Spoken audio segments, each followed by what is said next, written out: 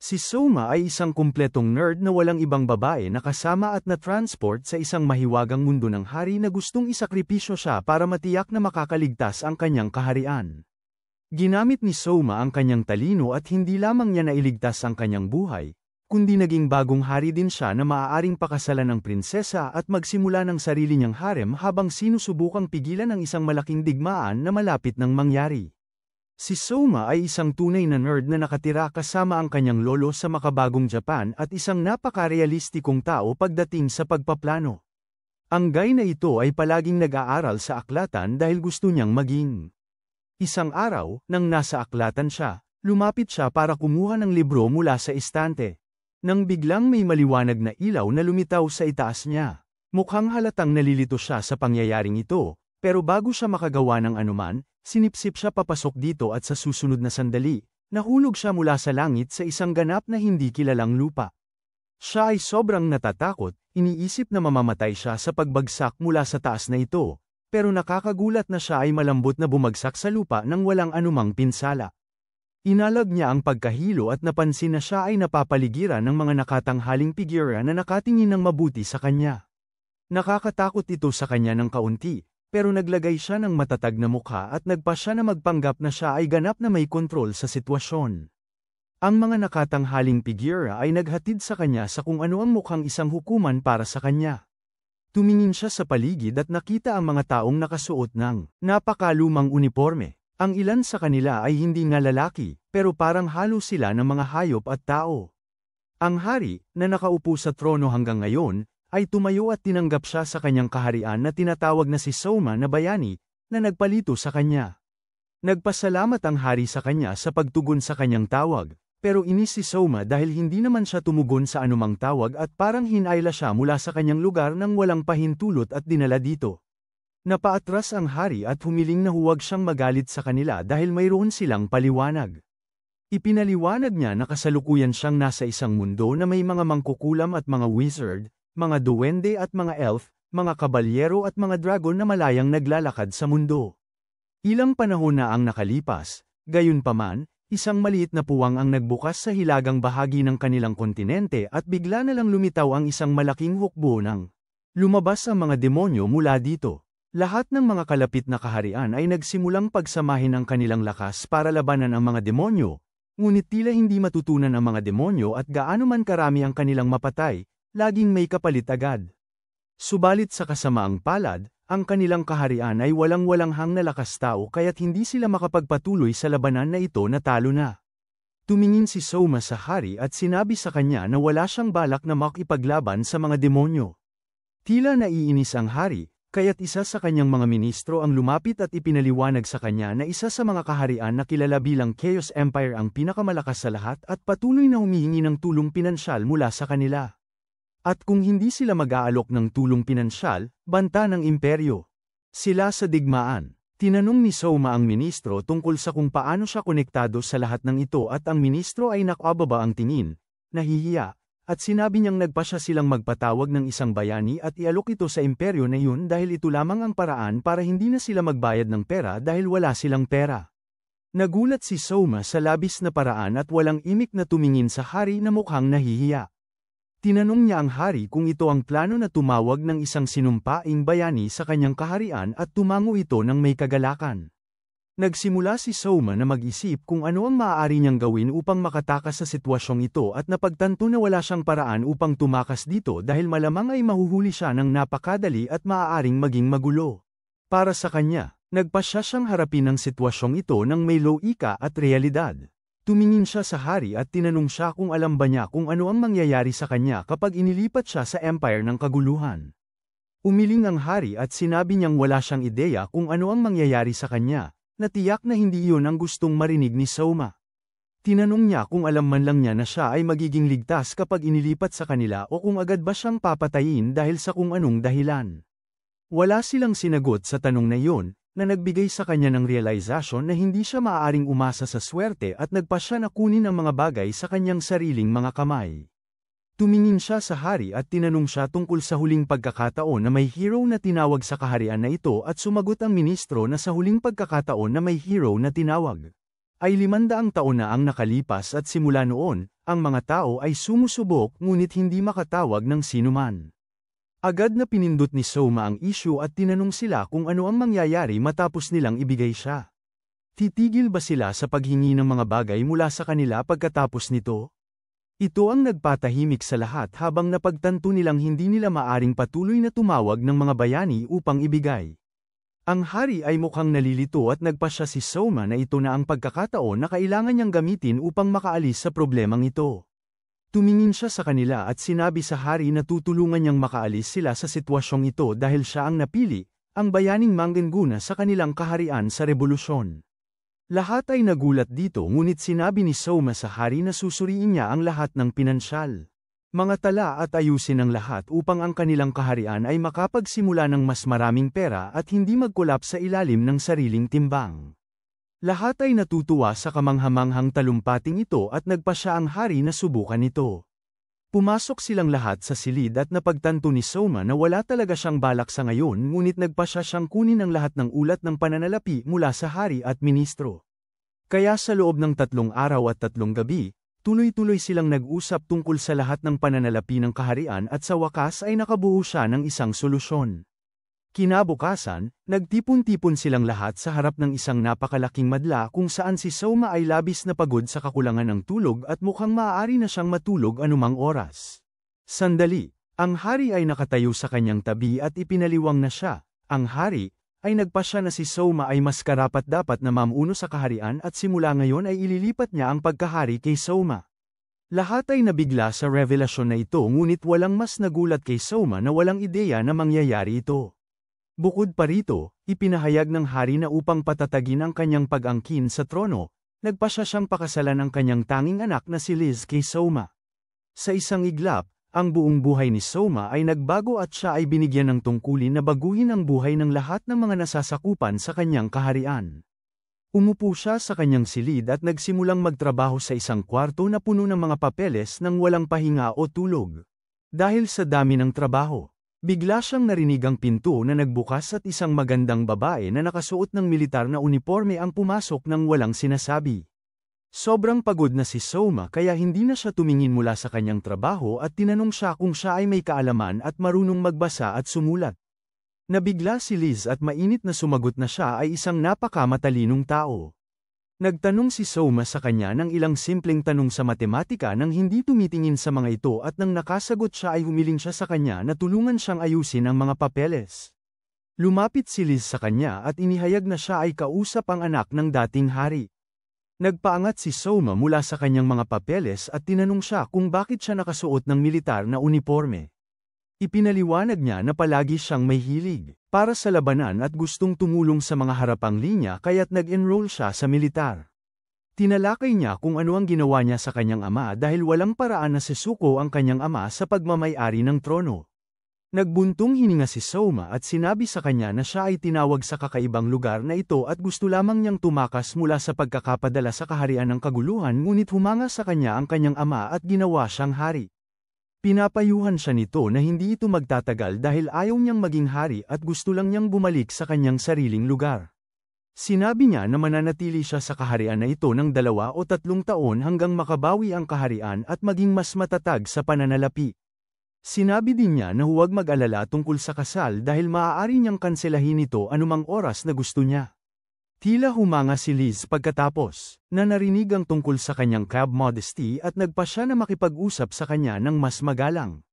Ipinaliwanag niya sa kanya na nagtatrabaho na siya upang makakuha ng mas maraming pera at naibenta na ang lahat ng walang silbi na alahas at kayamanan mula sa vault ng kaharian dahil kailangan ng kanilang bansa ng pagkain na maaaring kainin ng tao at hindi mga alahas na nakalock sa ilang vault ngayon.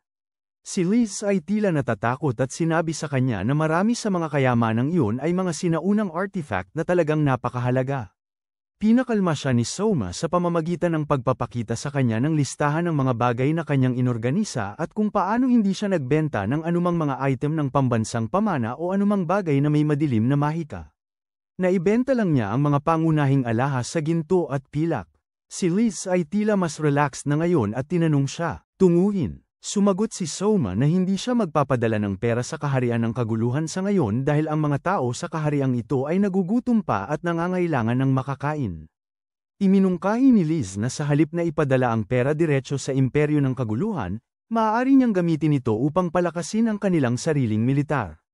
Nag-isip si Soma sandali at napagtanto niyang tama siya.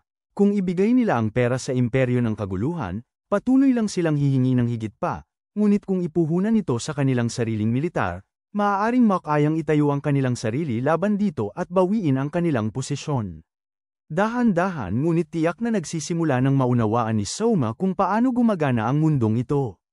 Nagkaroon siya ng masusing paglibot sa kaharian at nalaman niyang mayroon itong marami pang mga nakatagong ari-arian na hindi niya alam. Sa itsura nito, ang kaharian ay mukhang isang napakaluma at tradisyonal na lugar na walang modernong teknolohiya o mga kasangkapan na ginagamit, pero kung titingnan mo ng mas mabuti, mapapansin mong marami sa mga modernong karangyan ay nakatago sa ibang anyo. Halimbawa, ang bombilya ay isang medyo modernong imbensyon na nakasagot sa problema ng ilaw magpakailanman, pero sa mundong ito ay walang kuryente, lalong hindi isang bombilya. Hindi ka panipaniwala na bawat kalye ay may maraming ilaw sa kalsada at kahit sa gabi, ang mga bahay ay naiilawan. Ito ay dahil sa espesyal na mahika na taglay ng mga tao sa kontinente na ito. Kaya nilang lumikha ng ilaw, init, at tubig sa kanilang nais, na talagang kapaki-pakinabang kapag naisip mo ito.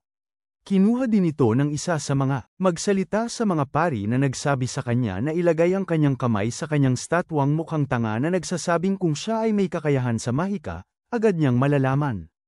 Ipinapatong niya ang kanyang kamay sa tanga niyang estatwa at bigla siyang nawawala sa katotohanan at nagsisimulang makakita ng maraming maliwanag na mga tuldok laban sa itim na background pero naaalala niyang hindi siya umiinom ng LSD kaya agad niyang naisip na ito ay tiyak na gawa ng mahika. Nang siya ay makabalik, sinabi ng pari sa kanya na mayroon nga siyang kakayahan sa mahika at dapat siyang pumunta at magsanay ng kaunti ng mahika dahil makakatulong ito sa kanya. Bumalik siya sa kanyang kwarto kung saan siya ay may mga inupahang tao na marunong bumasa at sumulat para gumawa ng ilang papeles. Siya mismo ay umupo sa upuan at nagsimulang magtrabaho pero bago yun ay kaya niyang maglaro gamit ang kanyang mahika.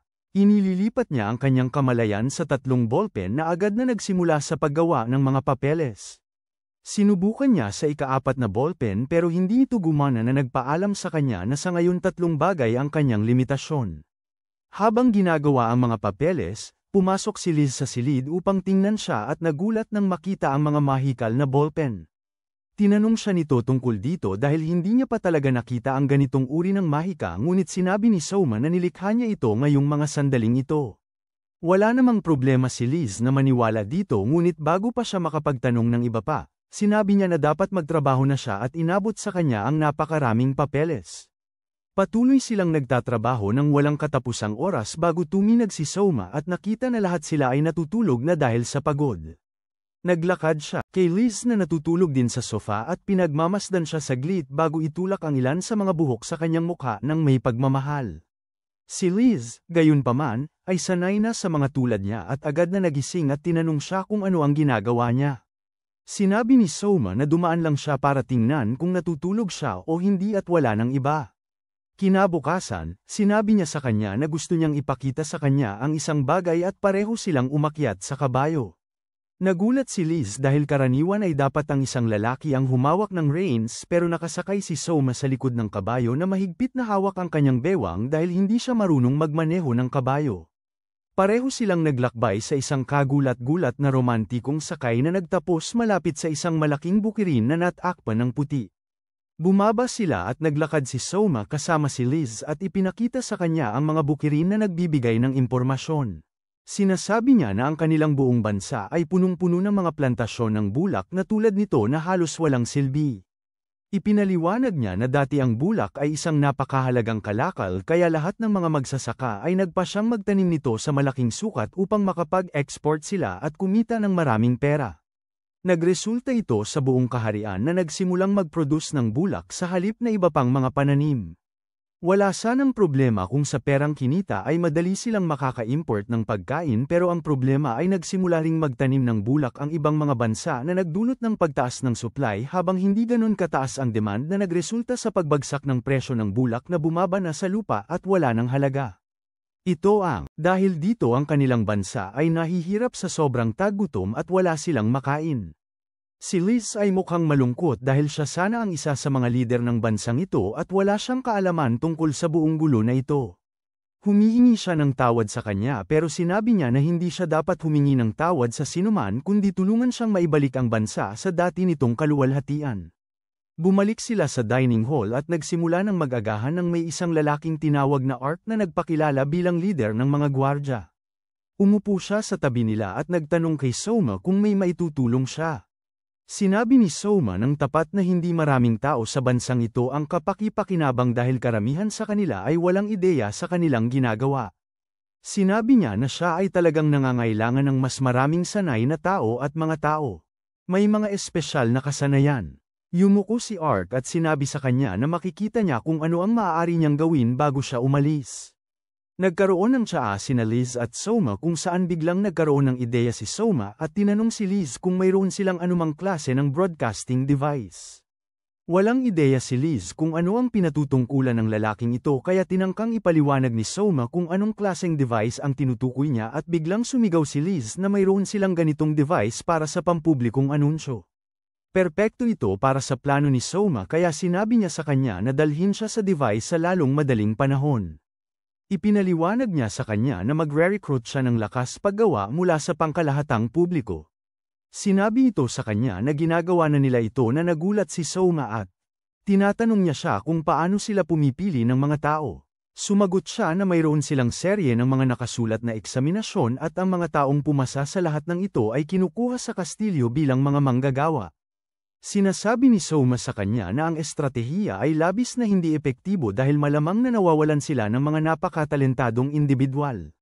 Tinanong niya siya kung gaano kataas ang antas ng Little Asia sa kanilang kaharian na sinagot niyang nasa paligid ng 30%. Tinitigan siya at sinabi na ang mga nakasulat na eksamin lang ay hindi kayang magsabi kung gaano katalentado ang isang tao. Ang kakayahan ng individual ang mahalaga hindi kung gaano siya ka-literate. Sinabi niya sa kanya na ang set ng mga eksamin na ito ay dapat IP-enforce ng mga matataas na maharlika. Mayroon tayong impluwensya at pera upang ipadala ang kanilang mga anak sa mga pinakamahusay na akademya para sila ay makapag-aral. At inilagay sila sa mga posisyon ng kapangyarihan sa korte. Ito ay klasikong nepotismo. Siya ay nagulat sa revelasyong ito at tinanong siya kung ano ang plano niyang gawin. Sinabi niya sa kanya na malalaman niya sa lalong madaling panahon. Nang sumunod na araw, siya ay naglagay ng sarili sa harap ng aparato ng pag-broadcast kasama si Liz at nagsimulang mag-broadcast sa buong kaharian. Tinawag niya ang kanyang mga nasasakupan at sinabi sa kanila na bibigyan sila ng napakagandang pagkakataon na ganap na baguhin ang kanilang mga buhay, na nakakuha ng atensyon ng lahat. Sinabi niya sa kanila na siya ay nagmumungkahi ng isang bukas na round para sa mga tao na may napakataas na kakayahan, espesyalisasyon, o anumang uri ng kasanayan na maaaring makatulong. Sinabi niya na wala nang ibang mahalaga. Maaari silang marunong bumasa o hindi, mayaman o sobrang mahirap. Ang mahalaga ay ang kanilang mga kasanayan, lakas, at kakayahan. Ang susunod, dumating ang araw at nagtipon-tipon ang lahat sa loob ng hukuman upang masaksihan ang mga bagong tao na direktang pipiliin ng hari. Si Soma ay nakaupo sa kanyang trono kasama si Liz sa kanyang tabi at nagsimula ang pagpili. Napansin niya na 5 tao lamang ang nag-nominate para sa pagsusuri. Lahat sila ay yumuko sa harap niya sa oras na ipakilala ni Ark ang hari. Lahat sila ay yumuko maliban sa isang matangkad na dalagang may kayumangging balat na si Aisha. Sinasabi niyang siya ay mula sa angkan ng mga mandirigma na elf at hindi sila yumuyuko sa sinuman na hindi nila ipinangakuan ng kanilang buhay. Nagalit si Ark at sinabi sa kanya na yumuko kaagad, ngunit sinabihan siya ni Soma na huwag na itong padalos-dalos. Agad siyang gumamit ng kanyang espesyal na mahika, na dapat siyang malayo sa lahat tungkol sa mga elfo at napagtanto na sila ay kilala at kinatatakutan dahil sa kanilang galing sa labanan at dapat ay mga mahusay na mandirigma.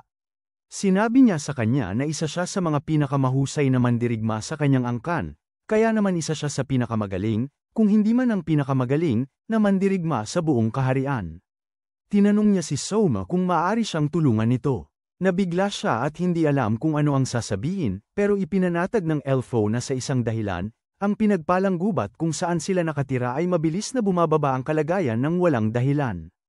Ayon sa kanya, maingat na inaalagaan nila ng kanyang mga kapanalig ang gubat, pero kahit ganoon, tila namamatay ito at wala silang ideya. Bakit ito nangyayari? Idinagdag din niya na narinig niya na si Soma ay isang napakamasaanin na tao at maaaring makabuo ng isang estratehiya upang iligtas ang gubat.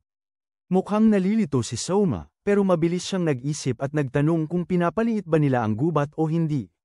Tumingin si Aisha sa kanya na walang emosyon at nagtanong kung ano ang ibig niyang sabihin.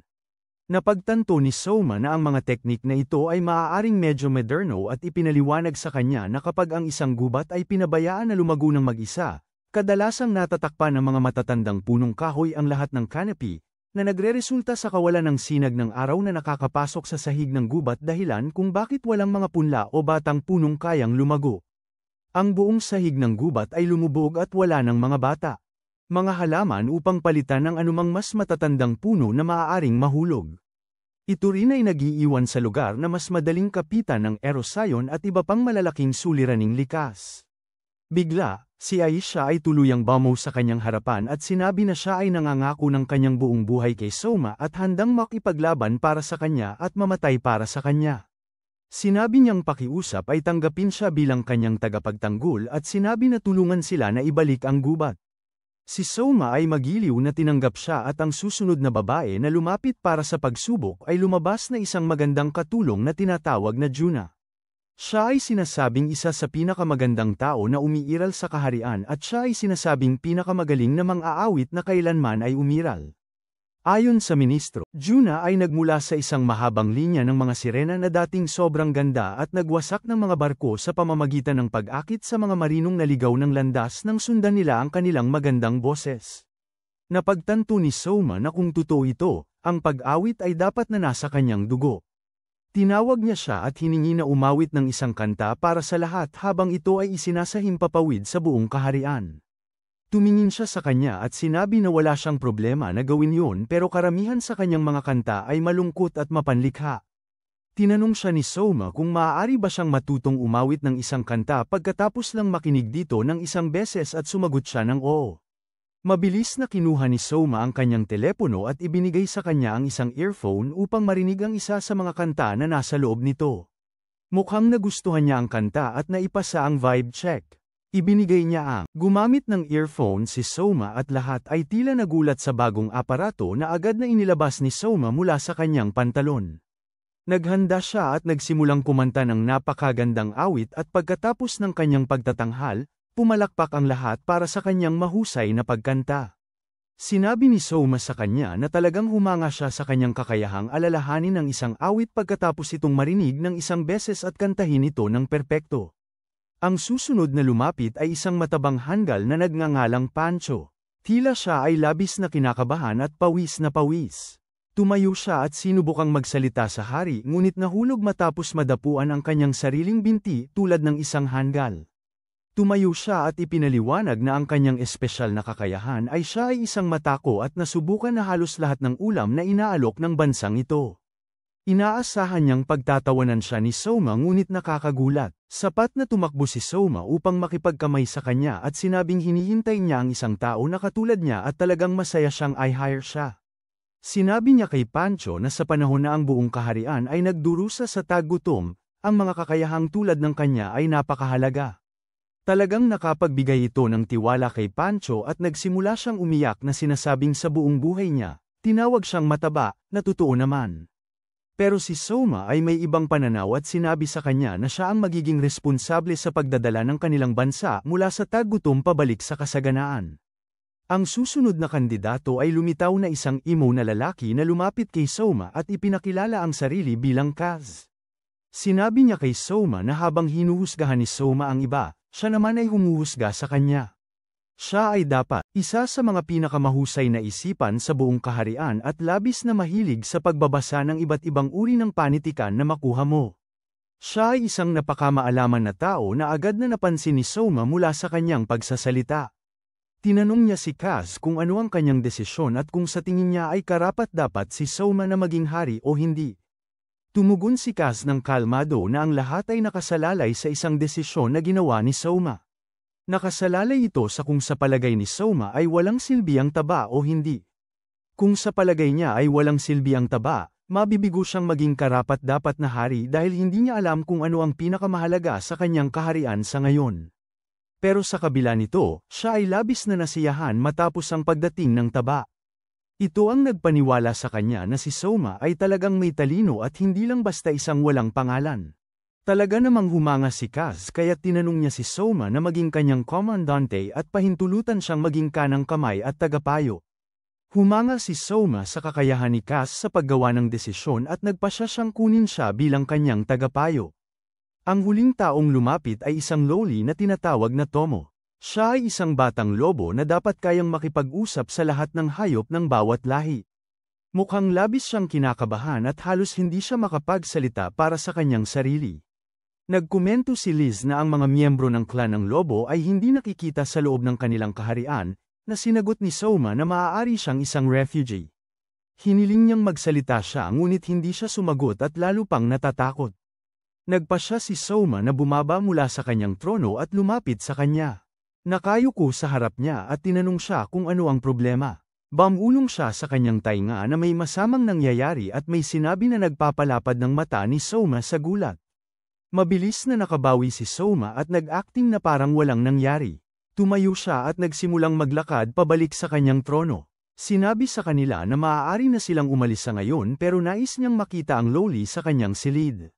Sina Tomo, Liz, Ark, Soma, at ang ministro ay nagtipon sa silid ni Soma habang si Tomo ay nakaupo sa isang sopa.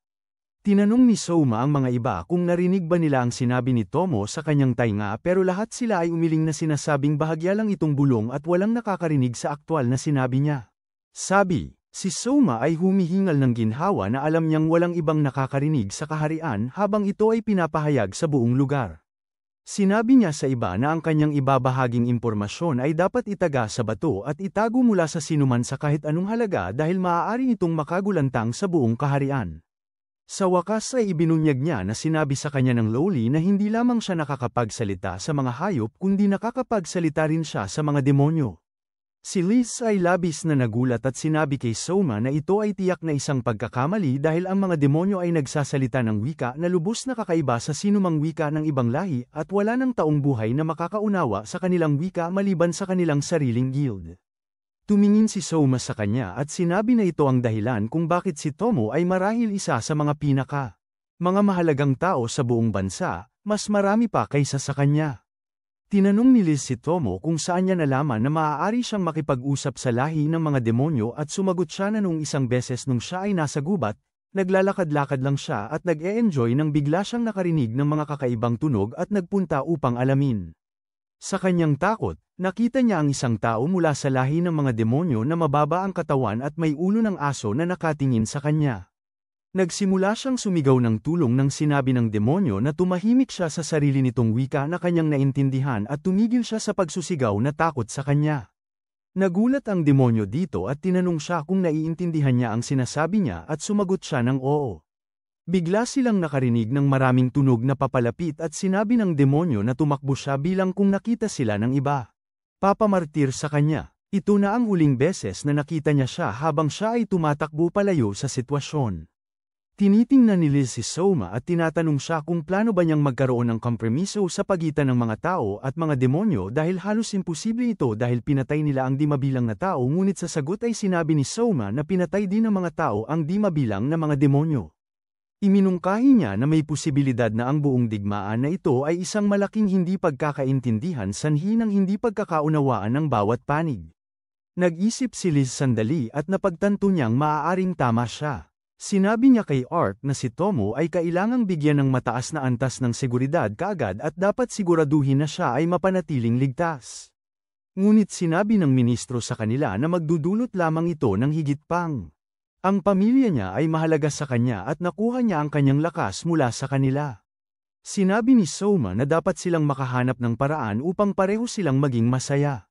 Kapag siya ay inampun ng mga magulang ni Tomo ay magiging kamag-anak ng hari at magsisimulang manirahan dito sa kastilyo kasama siya. Siya ay sumigaw ng tuwa at pinasalamatan sila sa lahat ng kanilang ginawa para sa kanya. Sa huli habang si Soma ay nagpapalipas ng oras sa silid ni Liz, napansin niya na si Pancho ay bumalik mula sa kanyang misyon at agad siyang pumunta upang salubungin siya kasama si Liz. Sila ay umupo at pinasalamatan ni Pancho si Soma sa pagpapahintulot na gamitin ang kanyang Royal Wyvern na nagpabilis sa pagkuha ng lahat ng gusto niya.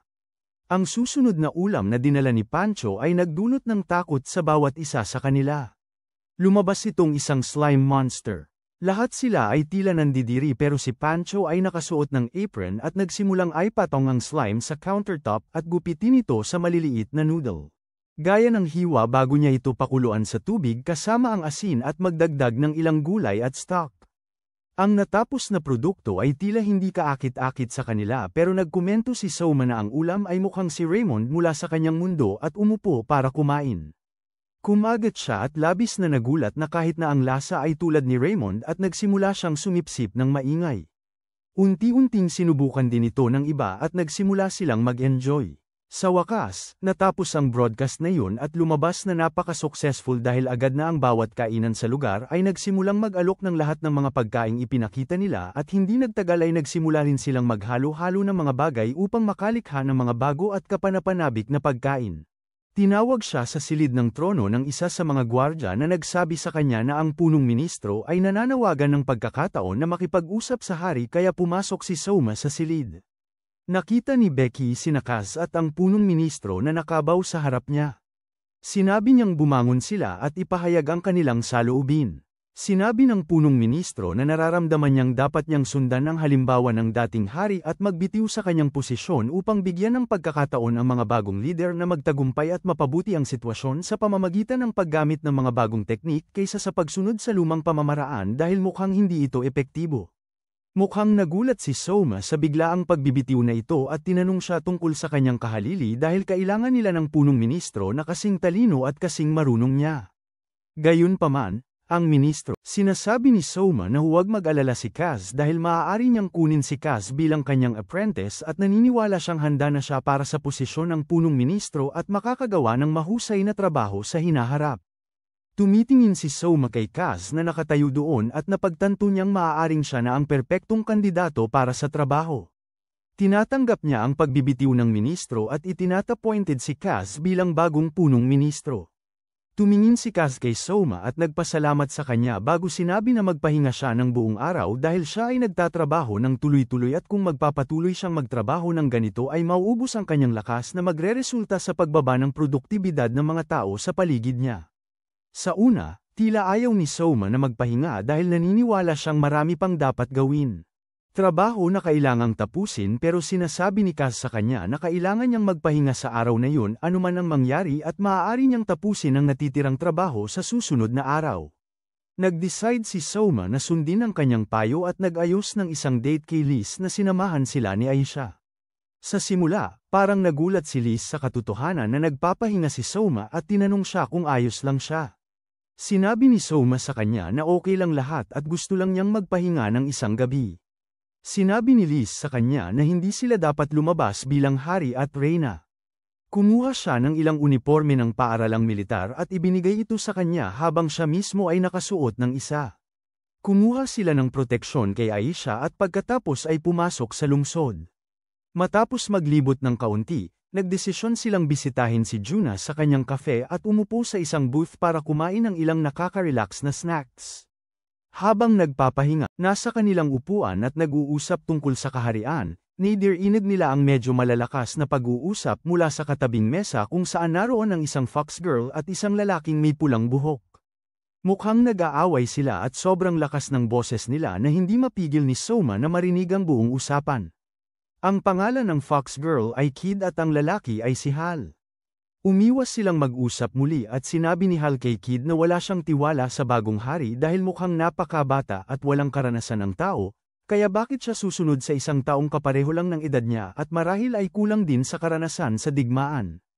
Pero sinabi ni Kid na tumahimik siya at sinabi na ang bagong hari ay mukhang isang formidable na tao pagdating sa talino at estratehiya at talagang ginagawa ang magandang trabaho. Ngunit si Hal ay tila may mas batang isip at gusto lamang ng digmaan upang maipakita ang sarili sa labanan at makuha ang respeto ng kanyang mga kasama. Sinabi niya sa kanya na plano niyang pumunta sa Duke ng Carmen at sumali sa kanyang hukbo.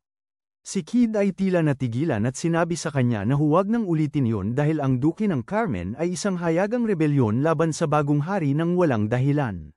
Ngunit si Hal ay sumigaw sa kanya na gagawin niya ang nais niya at hindi siya naniwala na ang bagong hari ay karapat-dapat sa anumang bagay. Sa puntong yun, lumapit si Soma sa kanilang mesa at direktang tinanong si Hal kung bakit ayaw niya sa bagong hari.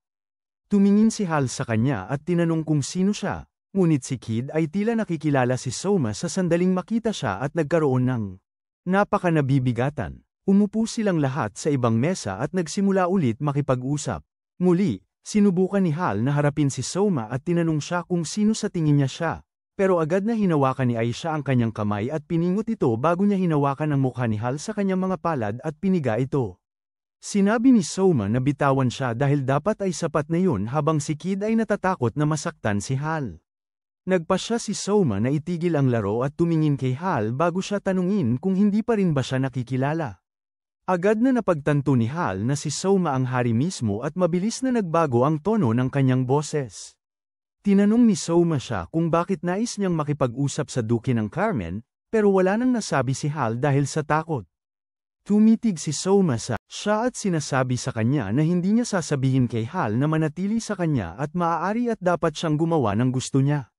Kung gusto niyang pumunta sa Duke ng Carmen dapat niyang talagang gawin yon dahil hindi mo maipipilit ang sinuman na sumunod sa iyo habang sila ay ginagawa ito sa kanilang sarili. Ngunit si Soma ay naglalaro ng mental na laro sa kanya dahil nauunawaan niya ang mga nakatagong damdamin ng pareho ni Hal at Kid.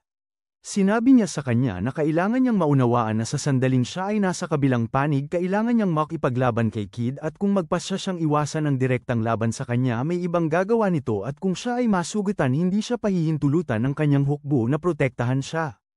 Kahit na siya ay namamatay at maaaring mailigtas hindi siya pahihintulutan ng kanyang hukbo na gawin yon at ituturing nila itong treason. Si Hal ay napaisip ng tahimik, mode at nag-iisip ng mabuti tungkol dito bago magpas siyang ayaw niyang lumipat sa kabilang panig at makipaglaban laban kina Soma o Kid. Masaya si Soma na malaman yun at nagpapasalamat siya bago umalis. Kinabukasan, naupo siya kasama si Liz para sa tsaa at ipinaliwanag sa kanya na nagiging mahusay siya sa kanyang madilim na mahika at kaya na niyang kontrolin ang 4 na dibuhay na bagay mag-isa. Bago pa siya nakapagsalita, tinawag siya sa hukuman dahil ang pinuno ng prestihiyosong Magna House ay dumating upang makipagkita sa kanya at humiling ng kanyang pagdalo. Agad na pumunta si Soma upang makipagkita sa kanila at natagpuan si Hal na tila maraming mga sugat sa kanyang mukha. Naroon sina Glaive at Kid, lahat sila ay yumuyuko. Umupo siya sa trono at agad na humingi ng tawad si Glaive kay Soma, sinasabi sa kanya na wala siyang kaalaman sa lahat ng sinabi ni Hal at inabisuhan lamang siya ni Kid nang matapos na. Sinabi niya kay Soma na pinarusahan na niya ang kanyang anak at humihiling siyang huwag nang gumawa ng masyadong mahigpit na hakbang laban dito. Nangako siya na may buong suporta ang pamilya Magna kay Soma at lagi silang nasa kanilang tabi sa lahat ng pagkakataon. Nagpasalamat si Soma sa kanyang katapatan at sinabi na wala siyang balak parusahan si Hal at tila sa tingin niya ay sapat na ang ginawa ni Glaive.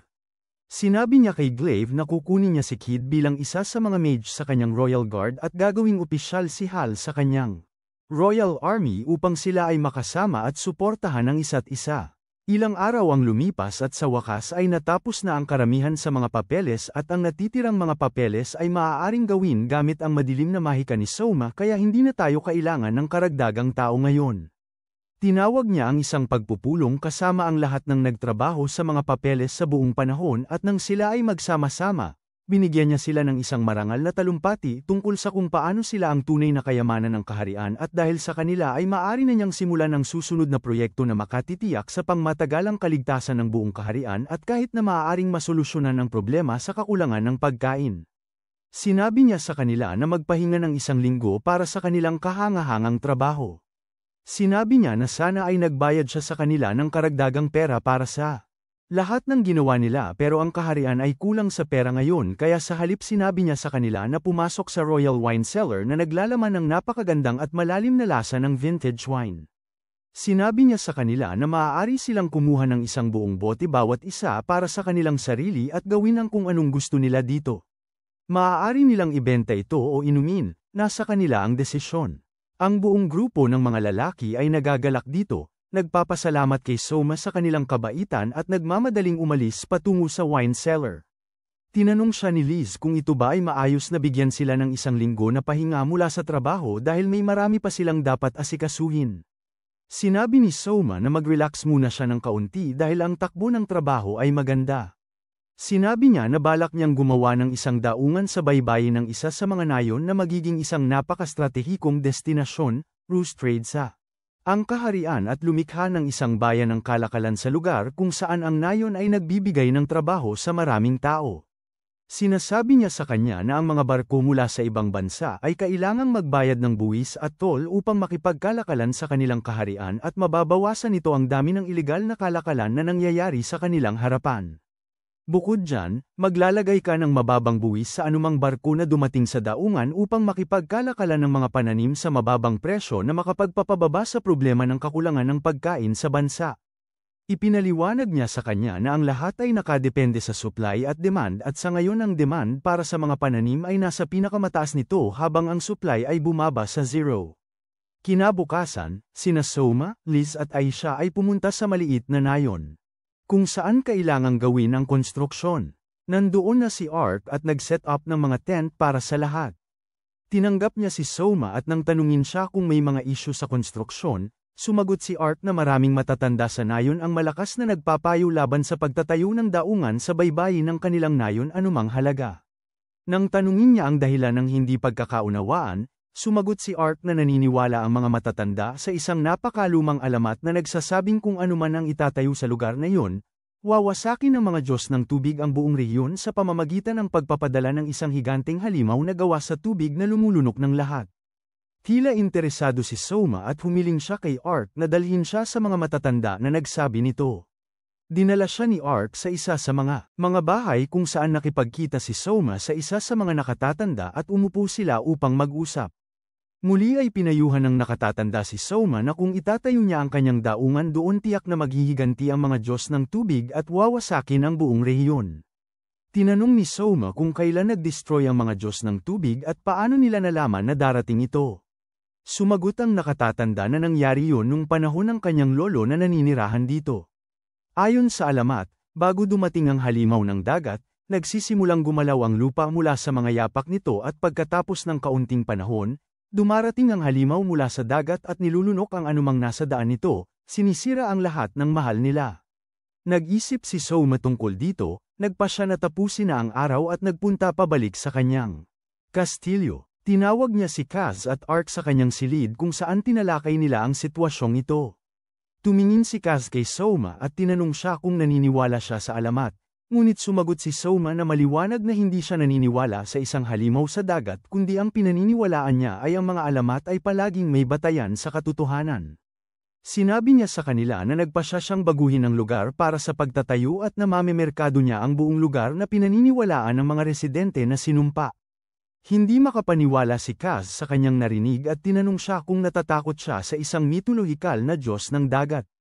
Sumagot si Soma na hindi siya nag-aalala sa isang Diyos ng dagat kundi naniniwala siya na ang tinatawag ng mga tao na halimaw sa dagat ay isang tsunami at kapag sinasabi nilang nararamdaman nilang umuuga ang lupa mula sa mga yapak nito, hindi nila ito nauunawaan habang dapat maging isang lindol. Naniniwala siya na ang lugar ay dapat talagang madaling kapitan ng tsunami pagkatapos ng lindol at nagpasya na mag-isip ng maaga at huwag gumawa ng daungan na labis na madaling kapitan ng sakuna. Nagsimula ang mga plano sa konstruksyon ni Soma at pagod na pagod si Hal mula sa lahat ng manu-manong trabaho kaya't nagsimula siyang magreklamo ng labis na nagtatanong kay Kid kung ano ang kinalaman ng pinagbabawal na hukbo sa konstruksyon ng kalsada. Sinabihan siya ni Kid na tumahimik at bumalik sa trabaho na may malinaw na babala na huwag siyang tawaging sa kanyang pangalan dahil siya ay teknikal na kanyang amo. Ipinaliwanag niya na ang dahilan kung bakit ang hukbo ang gumagawa ng karamihan sa mga gawaing konstruksyon ay dahil napakaraming kalsada na kailangang itayo at kulang sa lakas paggawa. Kaya ang tanging paraan para makagawa ng makabuluhang progreso ay isama sila sa proyekto. Sa tanghalian, natikman ni Hal ang masarap na burger na gawa ni Soma at sinabi ni Kid sa kanya na ang sariwang gulay sa burger ay galing sa kalapit na nayon, lahat salamat sa bagong tawid na kalsada. Pinalawig pa niya ang paliwanag na ang mga kalsada ay nakakatulong sa pagbaba ng presyo ng pagkain dahil ngayon ay tumaas ang supply at nagulat si Hal sa kapuri-puring pangitain ng kanilang hari. Nang mga oras na yon, pumasok si Soma kasama si Liz na nagulat sa kanilang dalawa at agad na tumayo si Hal upang ihandog ang paggalang sa hari pero inutusan siya nitong huwag masyadong maging formal at tawagin silang sa kanyang pangalan dahil natutuwa siyang nakatagpo ng isang kaedad para makipag-usap ng malaya. Habang naglalakad sila sa mga bagong kalsada, ipinaliwanag ni Soma ang proseso ng kalsada. Konstruksyon kay Liz na hindi pa nakita kung paano ito ginagawa. Sinabi niya sa kanya ang mga hilaw na materyales na ginagamit sa paggawa ng mga kalsada, ipinakita sa kanya ang mga ilaw sa kalye na pinapagana ng ilang luminescent na lumot para sa ilaw sa gabi at ang mga punong nagbabantay na itinanim para pansamantalang protektahan ng nayon laban sa pagsalubong ng mga ligaw na hayop.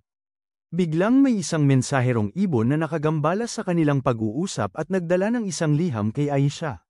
Sa liham, ipinapalam ng kanyang ama ang tungkol sa isang mapanganib na landslide na sinswallowed ang kalahati ng kanilang nayon na nagdulot ng maraming hindi mabilang.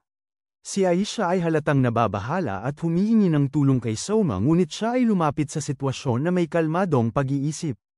Agad niyang inutusan si Kid upang magmabilisan ng isang grupo kasama siya upang magsilbing unang rescue team na sasama sa kanya sa nayon ng mga madilim na elf. Pinakalma niya si Aisha pero sinabi sa kanya na sa halip na umiyak sa ganitong pagkakataon, dapat siyang maghanda upang samahan sila sa kanyang nayon dahil lahat sila ay banyaga at kailangan ng direksyon. Sa wakas, sinabi niya kay Liz na magmadali sa palasyo, magmabilisan ng isa pang rescue team at sabihin kay Hekia na magpadala ng tulong sa mga madilim na elf. Tinanong ni Soma si Aisha kung gaano katagal ang biyahe papunta sa kanyang nayon at sinabi niya na aabutin sila ng 2 araw gamit ang normal na marcha ng militar. Ngayon, labis siyang nag-aalala tungkol sa oras ng kanilang pagdating na nagpapaliwanag na kung papayagan nilang lumipas ang 3 araw. Upang mag-relapse sa pagitan ng paglitaw ng sakuna at pagdating ng rescue team ay labis na tataas ang bilang ng mga namatay. Tulad ng isang natanggap na panalangin, isa sa kanilang mga kakaibang sakay ang dumaan at naisip ni Soma na ginamit niya ang mga ito sa pagdadala ng kanyang rescue team sa nayon ni Aisha habang siya ay sama-sama sa karwahe ng hari. Dumating sila sa nayon sa gabi at nagsimulang tumawag ang ama ni Aisha sa hari at pagkatapos ay ipinakilala ang sarili bilang Woden pero sinabi ni Soma na iwasan ang mga formalidad para sa mas magandang oras at humingi ng paliwanag tungkol sa kasalukuyang sitwasyon. Sinabi ni Woden kay Soma na 100 buhay ang kinuha ng insidente at 40 tao ang hindi pa natutunton. Sinabi ni Soma na gumawa siya ng listahan ng mga nawawalang tao at ang pangalan ng bawat isa ay buburahin sa listahan. Kapag sila ay natagpuan, sinabihan din ni Soma si Woden na magtalaga ng 1 tao upang bantayan ang bundok para sa mga galaw sakaling magkaroon ng panibagong landslide habang sila ay nasa kanilang misyon ng pagsagip. Upang may sigawa ito, nag-alok si Aisha na maging watch lady at komportable ang kanyang ama sa kanyang presensya doon dahil kilala niya ang gubat na parabang nasa likod ng kanyang palad. Pagkatapos ng talakayan, tinawag ni Soma ang kanyang search and rescue team at hinikayat silang gamitin ang kanilang kasanayan sa paggawa ng kalsada dahil kakailanganin nilang hukayin ang lupa upang mahanap ng mabuti ang mga nawawalang tao. Nang simulan nilang maghukay, biglang tumigil si Soma at tumakbo patungo sa isang nahulog na puno. Sinasabing naririnig niya ang mga boses ng tao, ngunit nalilito si Hal dahil wala siyang naririnig. Gayunpaman, nang dugukan ni Hal ang lugar, nagulat siya. Makita ang kamay ng tao kaya't hinayla niya ang trunk at ang tao ay nahila mula sa lupa. Nagulat si Hal na kayang sabihin ni Soma na mayroong tao na nakaburied doon kaya't ipinakita ni Soma sa kanya ang isang kahoy na daga na inukit para matulungan siyang makahanap ng mga nawawalang tao sa mga lugar na masyadong makitid para sa kanyang rescue team na makapasok. Kinontrol ni Soma ang mga daga gamit ang kanyang mahika sa pamamagitan ng pagbabahagi ng bahagi ng kanyang kamalayan sa kanila tulad ng ginawa niya sa mga panulat at sa mannequin. Sa wakas, natapos ang paghahanap at lahat ng mga taga-nayon ay naitala na kaya't pinasalamatan ni Woden si Soma para sa kanyang napapanahong tulong kahit na sa kasamaang palad, ilang buhay ang nawala.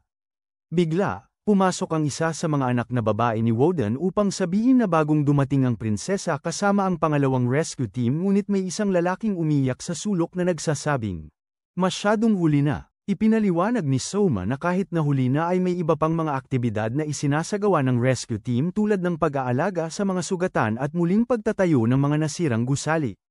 Ngunit sinasabi sa kanya ng taong ito na hindi pa rin maibabalik ang mga patay sa kabila ng kanilang mga pagsisikap ngunit agad na sinaway siya ni Woden at sinabi nitong tumahimik bago ipinaliwanag kay Soma na ang batang lalaki ay ang kanyang nakababatang kapatid na si Rob na nawalan ng asawa dahil sa sakuna at ang tanging anak na babae nito ay kasalukuyang nasa kritikal na kondisyon. Umiiyak si Rob ng labis dahil iningatan niya ang kagubatan ng may labis na dedikasyon kaya hindi niya maintindihan kung bakit pinatay nito ang kanyang asawa. Pinapatahan siya ni Woden at sinabing dapat niyang alalahanin ang kanyang pagkawala nang hindi sinisisi ang sinuman. Mamaya ay sinabi ni Aisha kay Soma na si Rob ay isa sa mga yon. Naisip na nag-aalala si Soma tungkol sa mga problema. Sinabi ni Juna na napakakailangan ng tulong sa mga isyu ng pamahalaan at ang mga taong nangangailangan ng suporta. Muling ipinaabot ni Soma ang kanyang pag-aalala sa mga epekto ng mga pagbaha at kung paano ito nakakaapekto sa mga tao. Nag-alala siya na maaaring hindi ito ang huli at kailangan nilang magsimula ng mas maaga upang makahanap ng solusyon. Sinasabi na hindi siya karapat-dapat sa trono. Ang iba pang mga lider ay nag-aaway tungkol dito, may mga sumusuporta kay Duque Carmen at may mga nagtanggol kay Soma. Sa gitna ng kaguluhan, ang ilan ay nagmumungkahi ng halalan upang matukoy kung sino ang dapat na manguna sa kanilang nasasakupan. Ay hindi karapat-dapat na mamuno sa kanilang kaharian. Nalilito si Duchess Excel sa komentaryo tungkol sa kung gaano karaming nagawa ni Soma para sa kanilang lupain ngunit sinabi ni Carmen na pinabayaan ni Soma ang mahalagang bagay at tinanggal ang lahat ng kanilang tapat na mga pinuno sa ngalan ng paglaban sa korupsyon. Wala namang balak ang Duke na mamuno sa kaharian at gusto lang niyang maibalik ang dating hari dahil sa kanyang tapat na pangako sa hari. Ang isa pang duke ay si Castor at handa rin siyang magrebelde laban kay Soma at humihiling ng digmaan bago pa man makuha ni Soma ang pagmamahal ng lahat. Binalaan ni Excel ang dalawa na ang ibang mga kaharian tulad ng Amigonia ay gustong gamitin ang kanilang rebelyon laban kay Soma upang salakayin ang kaharian ngunit sinabi ni Castor na ang Amigonia ay handang magpadala ng karagdagang tauhan laban kay Soma. Hindi kumbinsido ang dukesa sa kanilang alok dahil naniniwala siya na nagpadala sila ng katulad na alok kay Somarin dahil gusto nilang lumikha ng kalituhan upang umatake kay Elf Raiden kapag ang lahat ng kanilang mga sundalo ay nasa labanan.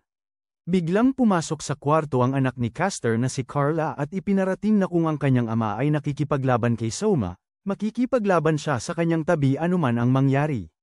Si Gaius, ang pilyong pinuno ng Amigonia, ay natutuwa na marinig na tinanggap ni Carmen ang kanyang paanyaya na labanan si Soma na tinatawag siyang hanggal na matanda dahil siya ay lilikha ng kalituhan sa pamamagitan ng pagpapadala kay Carmen ng karagdagang tauhan upang labanan si Soma at pagpapadala kay Soma ng karagdagang tauhan upang labanan si Carmen tulad ng si Lady Excel ay may mga hinala.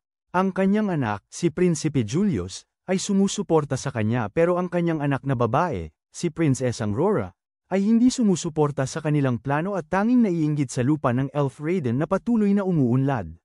Sa palasyo, kumonsulta si Soma kay Heikia tungkol sa isang iminungkahing plano na gumamit ng karahasan upang protektahan ang kanilang kaharian. Si Soma ay orihinal na laban sa paggamit ng malupit na hakbang pero ang huling salita ng kanyang lolo ay umuukit sa kanyang isipan kaya pinili niyang protektahan ang mga itinuturing niyang pamilya. Sa isang tiyak na tinig, inutusan ni Soma na simulan nila ang kanilang plano para sakupin. Sa kabilang banda, inutusan ni Gaius ang kanyang hukbo na salakayin ang mga teritoryo ng Elf Raiden. Ang butas ng galing sa Altamura, habang siya ay nag-aakala na si Soma ay nakikipaglaban-laban sa mga Dukes. Sabi ni Gaius na panahon na para mabawi nila ang lupain na nakuha mula sa kanilang mga ninuno 50 taon na ang nakalipas ngunit bago niya matapos ang kanyang maganda sa naysay, isang ministro, si Colbert, ang tumakbong dumating at nakita siyang nakikisinterap. Yumuko si Colbert at sinabi sa kanya na huwag simulan ng digmaan dahil ililigaya niya ang kanyang mga tao sa kakulangan ng pagkain, pero si Gaius ay naglakad ng may kapansanan at sinipa ang mahirap na tao sa kanyang mukha. Gayunpaman, pinapaalala sa kanya ng ministro na sila ay nasa ilalim ng act ng sangkatauhan dahil pumirma sila ng isang tratado. Si Gaius at ang kanyang anak ay masyadong matigas ang ulo para pakinggan si Colbert kaya tinatanggal nila siya. Si Colbert ay lumabas na para bang kakalabas lang mula sa isang boxing ring at nakatagpo siya ng anak na babae ni Gaius habang siya ay naglalakad na nagsasabi sa kanya na plano niyang tumakas sa kaharian at dapat siyang maghanda sakaling maging magulo ang mga bagay. Bago niya alam, sinasabi niyang palm na siya sa gravity. Samantala, nagpapasabi si Soma kay Liz upang humingi ng espesyal na pabor. Gumagawa siya ng video chat kasama ang tatlong dogs. Pagkatapos ng mga pagpapakilala, sinasabi niya sa kanila na kung patuloy silang magre-rebelde laban sa kanya, mapipilitan siyang kilalanin silang mga traidor. Tinanong siya ni Excel kung ano ang kanyang mga intensyon kaugnay ng mga dukado at sinasabi niya na nais lamang niyang pag-isahin ang kanilang mga hukbo sa ilalim ng kanyang utos nang walang balak na saktan sila ng paisa-isa. Ngunit laban dito si Castor dahil nangangamba siya na maaari itong magdulot ng katiwalian. Kaya't sinabi ni Soma sa kanya na, ang pagsasama ng mga hukbo ay magbibigay sa kanila ng mas magandang pagkakataon na manalo laban sa kanilang mga kalapit na kaaway tulad ng Amidania. At sinisikap na kumbinsihin si Castor na hindi niya papayagan na kumalat ang katiwalian sa ilalim ng kanyang pamumuno. Sinabi ni Soma na dumaan siya para sa kanyang ulo kung sakaling siya ay mabaigo at maging isang corrupt na hari. Sa dulo ng kanilang pagtatalo, ipinahayag ni Lady Excel ang kanyang katapatan at ng kanyang buong hukbo kay Soma. Ngunit nanindigan sila Castor at Carmen sa kanilang desisyon na hindi sila nakipag-ugnayan bago ibigay ng nakaraang hari ang trono kay Soma. Sinabi ni Castor na ayaw niyang makipag-alyansa kay Carmen at mas gugustuhin pang manatiling neutral. Nang sa wakas ay nagsalita si Carmen, sinabi niya kay Soma na matatag pa rin siya sa kanyang desisyon dahil kailangan niyang pangalagaan ang kanyang pagmamalaki bilang isang mandirigma at pagkatapos ng ilang mainit na palitan ng salita kasama ang duke, humiling si Soma. Humiling siya kay Carmen at Castor na sumang-ayon na kung ang sinuman sa kanila ay matalo, ang kanilang mga tao ay magiging tapat sa mananakop. Sa huli, pinutol ni Liz ang kanyang buhok habang nanunood pa ang mga duke upang ipakita ang kanyang determinasyon na makipaglaban kasama si Soma. Lumitaw si Juna sa tabi ng Duchess at nagpasalamat si Soma sa kanya dahil siya ang dahilan kung bakit nasa kanyang panig si Excel. Tiniyak din ni Liz sa kanya na mayroon siyang buong suporta ng iba. Sa araw ng labanan, sumigaw si Gaius ng sigaw ng digmaan para simulan ang kanilang sorpresa na pagsalakay sa Elfidon. Dumating siya kasama ang kanyang hukbo sa Altamira sa Elfidon kung saan iniutos niya ang isa sa mga walang likha. Mga Panginoon ng lungsod na buksan ang mga pintuan ng lungsod. Ang tao ay humihingi ng kaunting oras pa dahil ang ipinagbabawal na hukbo ay nahahati sa isang grupo na mahal ang Goyes at isa pang grupo na hindi magdadalawang isip na durugin ang kanyang bungo. Dahil dito, pinayuhan ni Julius ang kanyang ama na lokohin ang gwardya kaya nangako siyang hindi sasaktan ang sinumang miyembro ng ipinagbabawal na hukbo kung papayagan ng sundalo na makadaan ang kanyang hukbo. Pero si Gaius ay napakamakilig na nilalang at balak niyang patayin ang tao kapag nabuksan na ang mga pintuang iyon. Samantala, nakabuo na si Soma ng isang kuta sa pasukan ng kanyang kaharian sa tulong ng mahika sa lupa ni Kid at ang pagsisikap ng iba pang mga manggagawa. Ngayon, ang kalabang hukbo ay ginagawa ang lahat upang give-in ng mga pader kaya nagbago sila mula sa paggamit ng mga panggatong ng pana at palaso sa paggamit ng malalaking kanyan. Sa pagputok nila nito, ang mga kanyan ay nag-iiwan ng mga dent sa mga pader ng kuta at humihiling si Hal kay Kid na gamitin ang ilan sa kanyang mahika upang harangan ang mga atake. Pero sabi niya hindi niya kaya dahil naubos na niya ito sa pagtatayo ng mga pader. Kaagad, isang madilim na elfo na nagngangalang Sur ang lumitaw mula sa wala at nagpapaputok ng palaso sa isa sa mga kanyan, nahahati ito kaagad. Ipinahayag niya ang kanyang pasasalamat kay Hal sa pagligtas sa kanyang anak na babae mula sa guho ng landslide at sinabi ng kanyang anak na babae na gusto niyang maging katulad ni Hal. Bagaman medyo nakakainis ito sa kanya. Mula sa loob, inutusan ni Ark ang Royal Army na umatake lamang patungo sa mga kanyan, walang pakialam sa mga sundalo ng kaaway. Nagtagumpay ito at nang malaman ni Carmen ang tungkol dito, siya ay nagulat. Kalma, Sinabi niya sa mga nag-aalala na general ng kanyang hukbo na ang kanilang galaw sa mga kanyan ay naging walang silbi at may mas mabuting estratehiya siya dahil alam niyang mayroon siyang 40,000 na tao na labanan ang 10,000 ni Soma. Sinabi ni Carmen na kailangan niyang akitin si Soma papunta sa kanyang hukbo dahil maliwanag na hindi naroroon si Soma sa lungsod sa oras ng mga pag-atake tulad ng ipinakita ng labis na pagdepensa ng kanyang hukbo. Sa isang masamang ekspresyon sa kanyang mukha, tinanong ni Carmen kung handa na ang lahat upang ipatupad ang kanyang masamang plano. Sa kabilang banda, naniniwala si Gayos na malapit na niyang sakupin ang lungsod ng Altamora at inihayag ng kanyang anak sa mga sundalo na maghanda. Ngunit nagulat sila nang marinig ang mga sigaw ng digmaan at si Lord Wise ay bumalik na mas takot. Sinabi niyang nabigo siyang kumbinsihin ang mas agresibong, ang kalahating bahagi ng hukbo para huminahon. Kaya inaalok niya si Gayos ng ilang alikabok ng ginto bilang kapalit ng kanyang pasensya. Nakikiusap siya kay Gayos na maghintay hanggang sa susunod na araw para ilunsad ang kanyang atake kung kailan ang anino ng mga puno ay mahuhulog sa mga supot ng alikabok ng ginto. Sa panahong yun, plano ni Wise na kumbinsihin ang natitirang kalahati ng hukbo na suportahan si Gayos. Sa huli, nakumbinsi ni Julius ang kanyang ama na paboran ang pakiusap ni Wise. Lumalabas na si Wise ay hindi isang traidor ng Elf Frighten kundi lihim na nakikipagtulungan kay Excel. Nag-aalala siya tungkol sa malaking halaga ng ginto na maaaring mawala kay Gayos, ngunit sinabi sa kanya ng Duchess na may katwiran sa pagkuha ng oras gamit ang gintong pinaplano ni Asoma. Gayunpaman, kung hindi magpakita si Asoma ng alas 12, para na siyang patay. Habang nag-aaral ng mga pag-ibig, inihilig niya ang kanyang ulo sa balikat ni Hal at sinabi niyang kung makakaraos sila sa kasalukuyang digmaan, makakaraos sila sa kahit ano. Sa kabila ng kanyang pagkamahiyain, sinabi niyang bantayan siya na parang itlog, tiniyak ang kanyang kaligtasan sa buong digmaan. Kinabukasan ng umaga, patuloy na nagsusumikap ang hukbo ni Carmen na sirain ang kuta, ngunit napansin ni Kid na ang mga kaaway ay nagpatupad ng bagong porma sayon. At ito ay magandang balita dahil nangangahulugan ito na sinusubukan nilang magkaroon ng mas tuwirang laban na pabor sa Forbidden Army. Sa kabilang banda, bumalik sina Gayos at ang kanyang anak sa lugar kung saan sila nakipagkasundo kay Wise at nakita na natugunan na ang mga kondisyong kanilang pinagkasunduan, inutos ni Gayos sa kanila na atake. Sa inuman ng digmaan, biglang dumagsa ang mga wyverns papuntang kuta, na parabang mga reinforcement na tumutulong sa hukbo ni Carmen. Maraming bagay ang nangyayari sa likod ng mga eksena. At noong nakaraang gabi, ito ang nangyari.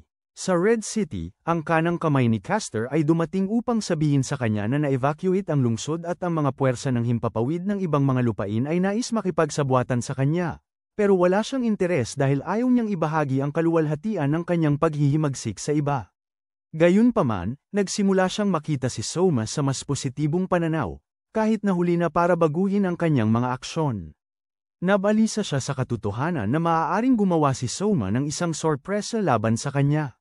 Dahil sa nakatagong kalikasan ng kanyang kinaroroonan sa ngayon. Habang sila ay nagtatanong, pumasok si Carvel sa silid upang sabihin sa kanyang ama na nakita ang mga puwersa ni Soma, ngunit nakakagulat na malaman na isa lamang ang barko sa paningin. Nang oras ding yun, humiling si Soma ng FaceTime call kay Castor, habang ang barko ay tinataas patungo sa kastilyo ng Duke. Agad itong nagsimulang maglunsad ng mga kanyan patungo sa kastilyo, at humanga si Castor nang makita na kayang isagawa ni Soma ang ganoong makabagong hakbang. Nagbigay si Soma ng pagkakataon kay Castor na sumali sa nananalong koponan, ngunit sinabi niyang hindi siya papayag na sirain ang kanyang reputasyon sa ganitong kaiyahiyang paraan na pagsuko. Nagpaalam si Soma sa kanya, at sinabi ni Castor sa kanyang anak na patahimikin ang mga kamakailang kanyan. Sa napakabilis na paraan, si Carla ay nag-utos sa puwersa ng hangin patungo sa barko ni Soma, na may layuning mahuli ito ng buhay, kaya't sila ay pumasok sa isang nakakamanghang porma sayon at nagpapaputok sa barko. Pero ito ay tumugon sa kanilang mga atake, na labis na nagsalubong sa kanilang sorpresa. Isang striker ang nakapansin na ang gulong ng barko ay hindi gaanong matibay, kaya't inutusan ni Carla silang salakayin ito, kahit na nasa isip niya na huwag salakayin ang anumang bahagi ng barko na makakapinsala kay Prinsesa Lace, sakaling siya ay nasa loob ng barko. Sa wakas, nagawa nilang pigilan ang mga kanyan sa pagpapaputok, pero pagdating nila doon, tumanggap sila ng pinakamalaking pagkabigla sa kanilang buhay. Walang nakikitang sundalong kaaway, kundi mga kamay ng puppet.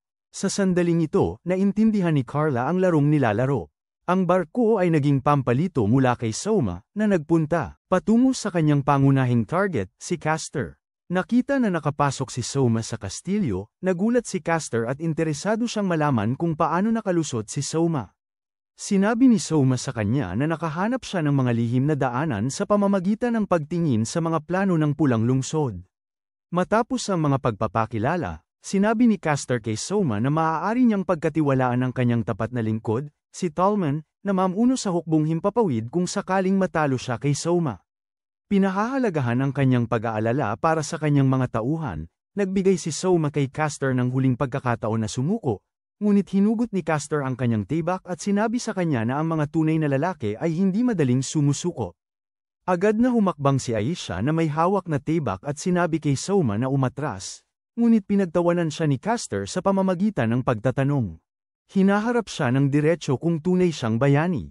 Mabilis na sinasagdang Aisha ang kanyang espada gamit ang kanyang mas malaking tibak. Iwas siya sa atake at tinawag siyang batang-bata, pero sinabi niya sa kanya na siya ay buhay na sa loob ng dekada. Sa isang makapangyarihang swing, itinatapon siya ni Aisha sa dingding at humanga si Castor sa kanyang brutal na lakas. Sinabi ni Aisha sa kanya na wala siyang pakialam kung siya ay isang tanga na babae basta't mayroon siyang lakas na kailangan para protektahan si Soma. Kaya nagtataka siya kung ganoon kagaling si Soma para karapat-dapat sa ganitong antas ng katapatan. Bigla, lumitaw si Liz mula sa wala, nagsimula ng isang sorpresa na atake sa prinsipe at ginamit ang kanyang mahika para iligpit siya sa isang bitag ng yelo. Mabilis na binasag ni Aisha ang yelo gamit ang kanyang tibak, tumama kay Castor at nagpadapa sa kanya. Ang prinsesa ay nalulungkot para kay Castor, ngunit sinasabi niya sa kanya na siya ay nakipaglaban ng masigasig, at kahit na siya ay natalo, napanatili pa rin niya ang kanyang dangal. Tinanong niya si Liz kung mabuting hari si Soma, at sinabi ni Liz na siya ay mabuti sa kanya sa paraang kaya niyang ipaglaban ang kanyang ama para kay Soma. Nang marinig nila ang tunog ng pagsabog ng kanilang barkong pandigma, agad na isinusuot ni Liz ang kwintas ng alipin sa leeg ni Castor, sinasabi sa kanya na kung maramdaman ng kwintas na sinusubukan niyang saktan ang kanyang Panginoon, na si Soma, ito ay hihigpitan sa kanyang leeg at ang kanyang ulo ay mahuhulog. Kaagad pagkatapos, pumasok si Carla at natatakot na makita ang kanyang ama na nakahiga sa sahig na may kwintas ng alipin at agad na hinihila ang kanyang tibak. Agad na nagbigay babala si Liz tungkol sa kwintas, at sinasabi sa kanya na kung gumawa siya ng anumang hanggal kay Soma, ang kanyang ama ang magbabayad dito ng kanyang buhay. Si Soma ay sumunod sa kanyang bahagi ng kasunduan at pansamantala niyang itinapoint si Tallman bilang general ng Air Force, pero sa ilalim ng utos ng Forbidden Army. Si Tallman ay handang maglingkod, kahit na siya ay naguguluhan tungkol sa mangyayari sa duke at sa kanyang anak na babae.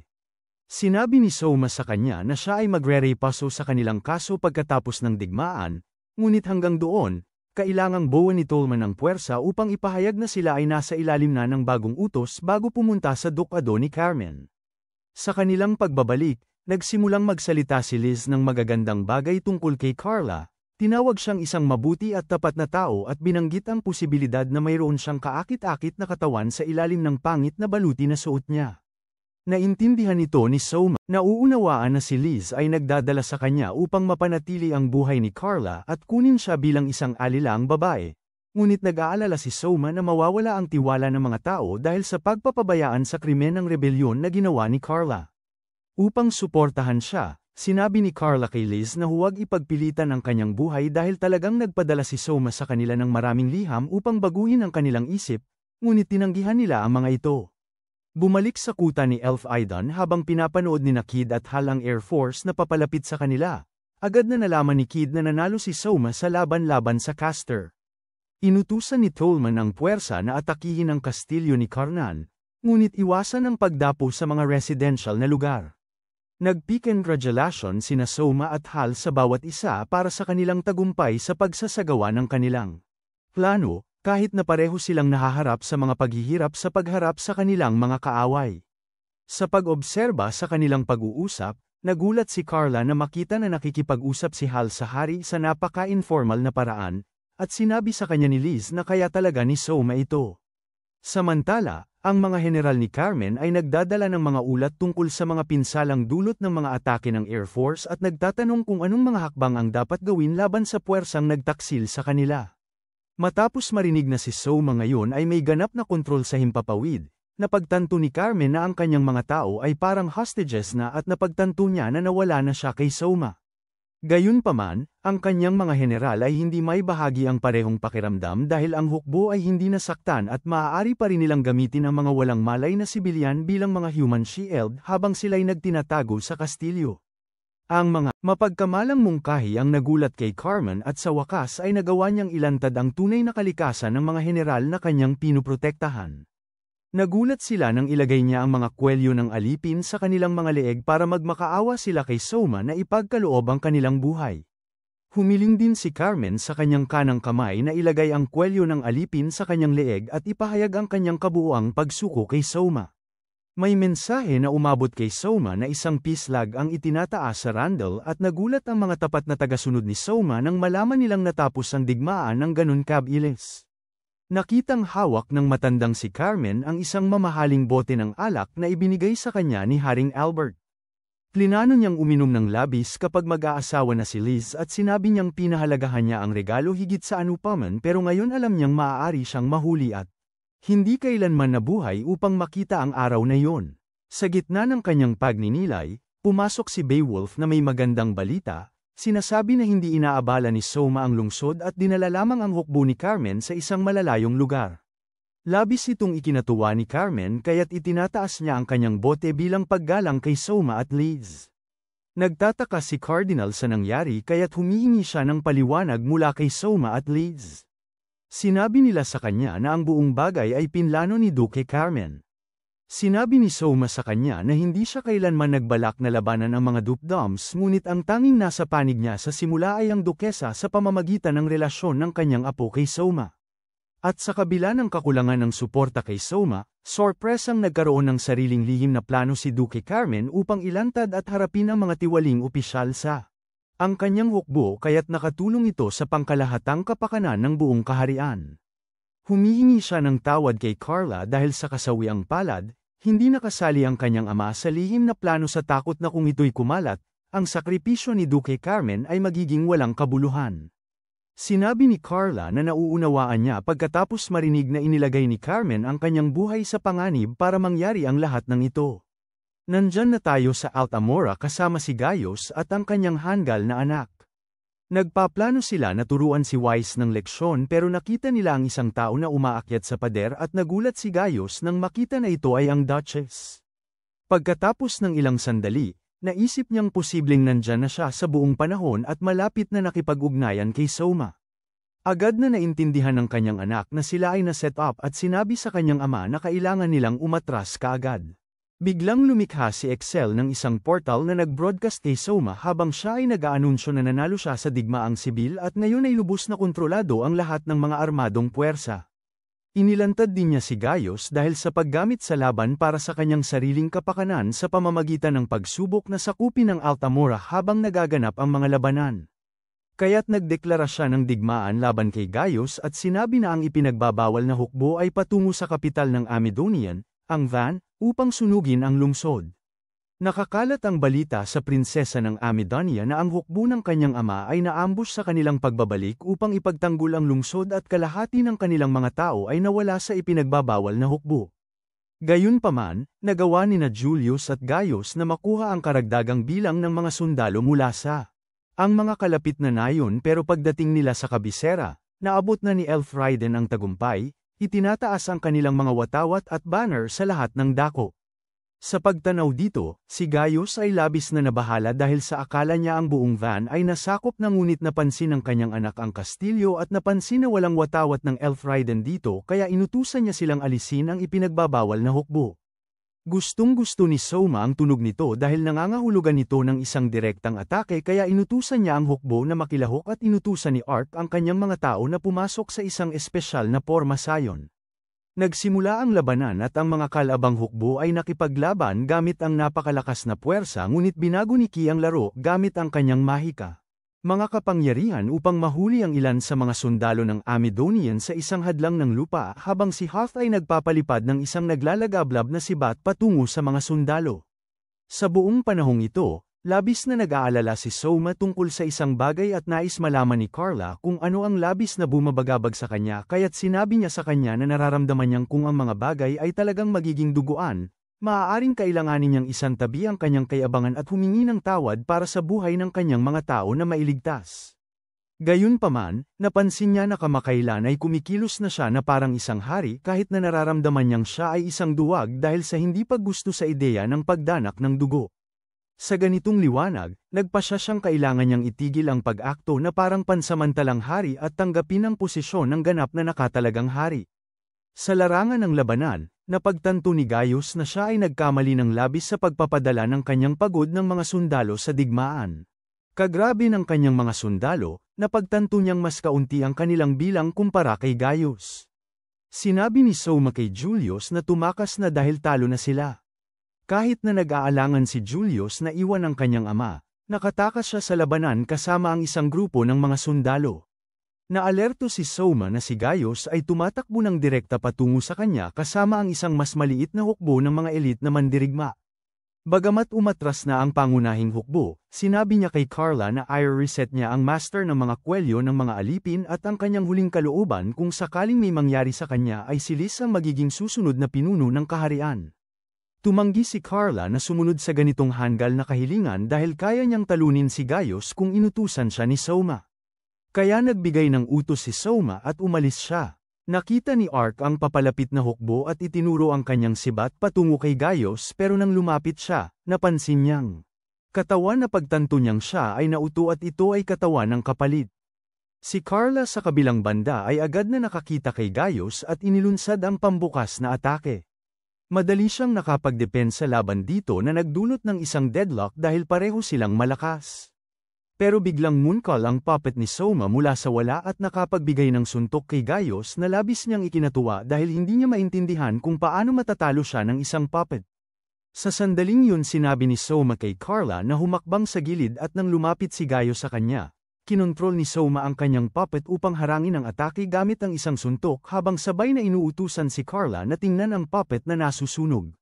May malakas na pagsabog matapos magsimula si Gaius sa nag-aapoy at tumakbo si Soma upang tingnan kung ayos lang si Carla pero nag-aalala siya na nasa larangan siya ng digmaan na nal-expose sa panganib na mamatay na magdudulot ng labis na kalungkutan kay Liz. Nakagugulat na si Gaius ay lumabas mula sa apoy at patuloy na umuusad patungo kay Soma kahit na hindi siya nasa pinakamainam na kondisyon. Habang siya ay lumalapit, maraming palaso ang nagpagbabaril sa kanya ngunit hindi ito pumihil sa kanya na itapon ang kanyang espada kay Soma. Sa kabutihang palad, ang espada ay tumama lamang ilang pulgada mula kay Soma at hindi siya nasaktan at sa wakas ay sumuko si Gaius at bumagsak na patay sa lupa. Napahanga si Soma sa katapangan na ipinakita ni Gaius at ng kanyang mga mandirigma kahit na sinasabi niyang ang kanilang kwento ay dapat maisama sa kanilang mga aklat ng kasaysayan. Nakatanggap si Prinsesa Aurora ng malungkot na balita tungkol sa pagkamatay ng kanyang ama kaya't nagkaroon siya ng oras para sa kanyang sarili. At nagbuhos ng ilang luha upang mag-mourn sa kanyang hanggal na matanda. Kinabukasan, nalaman ni Liz na si Soma ay talagang nagplano na sakupin ang Amidonia sa loob ng ilang panahon ngunit nagulat siya na nagawa nitong mapanatiling kaunti lamang ang nasawi sa hangganan. Sinabi niya na pinayuhan siya ni Hekia na huwag ay evacuate ang mga villager na nakatira sa hangganan dahil sa takot na madaling matukoy ng mga sundalo ng Amidon ang susunod na hakbang niya. Pagkatapos, sinabi niya sa kanya na nagplano siya ng peking atake ng mga nag-aalab na halimaw upang takutin ang mga villager upang kailanganin nilang umalis sa lugar nang hindi talaga gumagawa ng formal na evacuation. Ininform ni Ark si Soma na umalis si Aurora sa lungsod kasama ang finance minister at ilang opisyal at umalis si Julius kasama ang ilang sundalo patungong kanluran kaya umiling si Soma ng ilang mga burekrata upang akitin ang mga opisyal pabalik sa lupa dahil mahalaga sila sa pag-unlad ng Amidonia. Sunod na iniulat ni Pancho na ang kayamanan ng Amidonian ay hindi naglalaman ng sapat na nakaimbak na pagkain kundi isang kasaganaan ng mga armas. Sa sinabi ni Soma na ibebenta ang mga armas habang ang pagkain ay iraranggo sa buong bansa hanggang sa mag-stabilize ang sitwasyon. Kung wala pa ring sapat na pagkain ay kailangan niyang magpadala ng ilan mula sa kanilang sariling kaharian bilang isang bagay na nagbibigay diin. May isa pang opisyal na nag-ulat na ang mga sundalong Amidonian ay nasa magandang kalagayan at makakapagpadali ito sa pagsakop sa ibang mga lungsod ng kaharian, ngunit sinabi ni Soma na hindi siya sasakop ng ibang lungsod dahil hindi siya handa na humarap sa masyadong maraming problema mula sa imperyo. Sa katunayan, alam na niyang papunta na sila para sa kanya dahil siya nabasag ang kasunduan ng sangkatauhan na ginawa upang pagtibayin ang pagkakaisa ng mga tao laban sa kaharian ng mga demonyo sa pamamagitan ng paggamit ng lakas militar upang sakupin ang kabisera ng Van. Dahil ang Amidonia ay isang lumagdas sa kasunduan na yon, maaaring magpunta ang imperyo sa matinding hakbang upang mabawi ito mula sa kanya. Nagtataka si Liz kung bakit hindi niya pa rin pinirmahan ang kasunduan matapos malaman ang mangyayari, pero sinabi niya sa kanya na ang deklarasyon ay mayroong lihim na kapalit na maaaring magdulot ng pagkasira sa imperyo sa hinaharap. Mula nang maganap ang digmaan, marami ang galit at negatibidad patungkol sa laban ng mga elf at kaharian, kaya't nagtataka si Art kung may plano si Soma upang maibsan ang tensyon. Sa pagkakataong ito, tinawag ni Soma si Juna at talagang ang ganda niya sa kanyang navy uniform. Sinabi niya pagkatapos, siya na tinawagan siya para isagawa ang susunod na yugto ng kanyang plano, isang proyektong tinawag na Lorelei.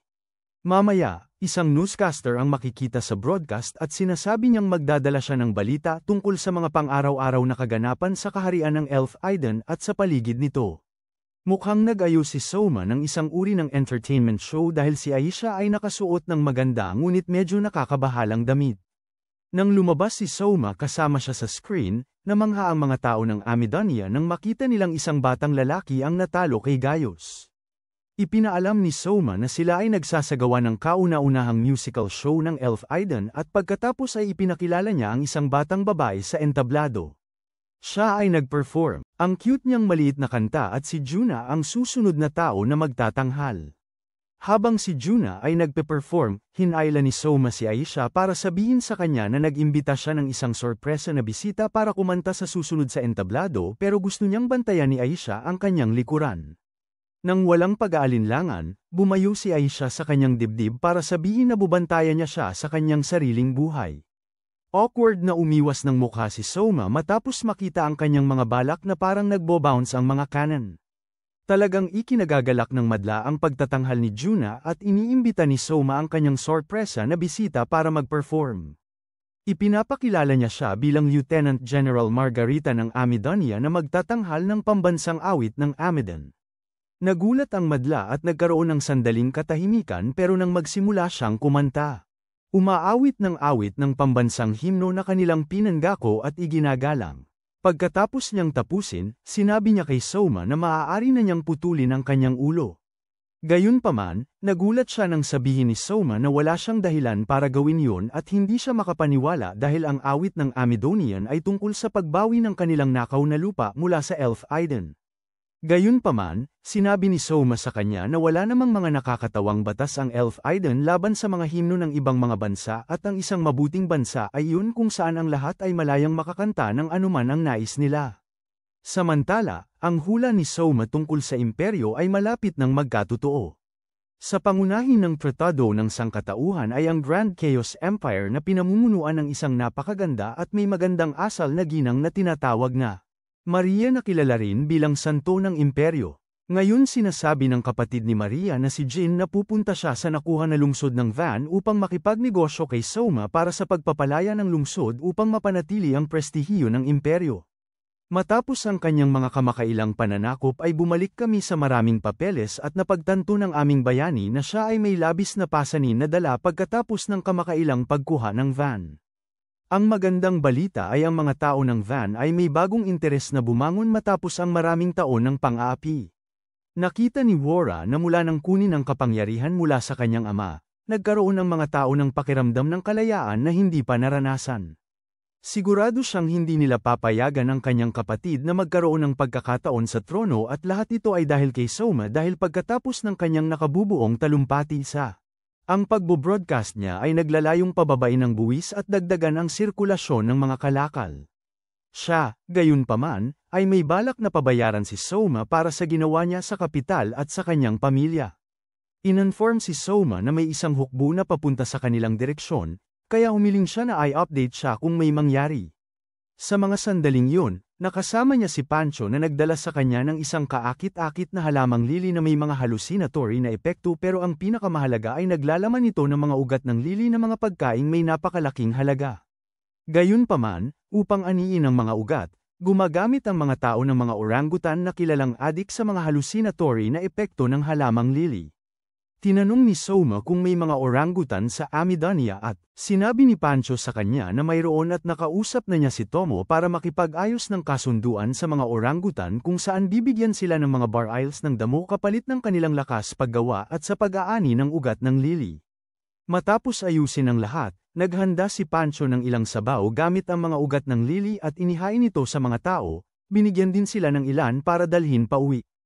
Mamaya, sina Soma, Luna at Tomo ay nasa pamilihan at nakasuot si Soma ng sombrero para itago ang kanyang pagkakakilanlan. Nang tumakbo si Tomo para mamili, hinayla siya ni Luna palapit at hinawakan ang kanyang braso, sinisiguro sa kanya na siya ay ligtas at protektado sa kanya. Inirekomenda niyang mamili sila para sa kanyang inampun na nakababatang kapatid na si Tomo at nang makarating sila sa tindahan ay sinabi niya. Ang munting batang babae ay pumili ng kahit anong gusto niya. Sinusundan siya ni Luna at pumipili ng mga magagandang damit para sa kanya pero pumili si Soma ng pangit na pares ng sapatos kaya ginamit ng ministro ang isang analohiya ng militar para sabihin sa kanya na magkaiba ang pakikipag-bargain ng mga lalaki at babae kaya nakuha ni Soma ang mensahe at iniwan ito sa kamay ni Luna. Tinanong ni Soma kung bakit kailangan niyang gumamit ng analohiya ng militar at sinagot niyang sa mga nakaraang panahon ay kailangan niyang harapin ng kaakit-akit ngunit tusong munting diablo na kilala natin bilang prinsesa ng Amidonia. Matapos mamili, nakita si Tomo na nakasuot ng napakagandang damit at may dalang bag na puno ng mas marami pang damit kaysa kaya niyang dalhin. Siya ay tuwang-tuwa at nagpapasalamat sa kanyang nakatatandang kapatid para sa regalo kahit na medyo pangit ang mga sapatos. Si Soma ay nagbigay din ng hairpin na may alitap-tap kay Luna at siya ay naging balisa habang nagpapasalamat sa kanya. Sinabi ni Luna sa kanya na kumuha ng mga regalo para kinalis at sa iba pa at sinabi niya sa kanya na may regalo siya para sa lahat. Sinabi rin niya sa kanya na huwag na lang ang formalidad at tawagin siyang sa pangalan niya kaya siya ay yumuko sa kanya at tinawag siyang masamang manliligaw. Tumigil sila sa isa sa mga tindahan para kumain ng mabilis at si Tomo ay natulog sa mga hita ni Soma. Ilang minuto ang lumipas ay inihula ng isang tagapagbalita na magiging maaraw sa parehong Elfriden at Van na ginagawang perpektong panahon para sa kanilang paglalaba.